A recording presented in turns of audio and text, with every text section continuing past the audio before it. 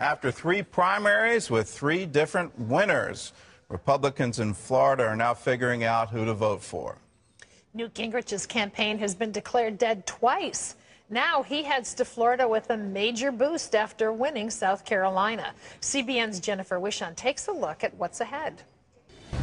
You live in Precinct 1. South Carolina's Republican ballot box revealed that a great deal can change in just a week. I voted for Newt, and I honestly didn't make the decision until recently. I went to the debates, and I think that probably of all the candidates, he can actually get something done. I flipped a coin and I voted for Newt.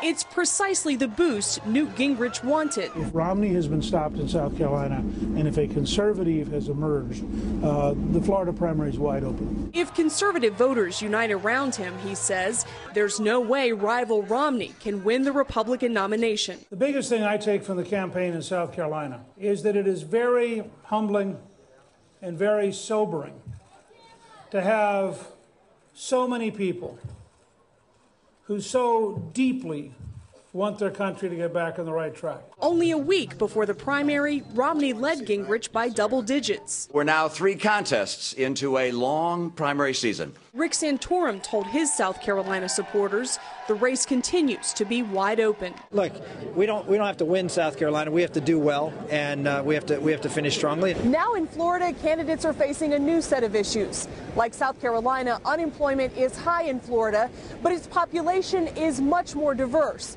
And voters are looking for the candidate who speaks their language. You have charismatic Catholic, you have evangelical. It's a dynamic population that has shifted so much even in the last 4 years. Romney has competed in Florida before and learned from his mistakes in 2008. Governor Romney has set up a firewall in Florida, early endorsements from the top Hispanic elected officials, early Spanish language advertising. Floridians have been casting early ballots since Saturday. By Election Day in Florida, half the ballots will have already been cast. But as South Carolina showed the nation and the candidates, anything can happen in this race. Jennifer Wishon, CBN News. Well, anything can happen in this race, and I keep wondering, will we know who the nominee is until we get to the convention? Are we looking at a contested convention for the Republican nominee? Get ready for a media blitz, Florida. 10 different major media markets there. We're going to see political advertising wall to wall from now until the primary. Lee Webb has the rest of our top stories from the CBN Newsroom. Lee? Gordon, many religious organizations will have to pay for birth control for employees under President Obama's health care plan. Nonprofit institutions like church-affiliated hospitals, colleges, and social service agencies will have an additional year to comply with the order.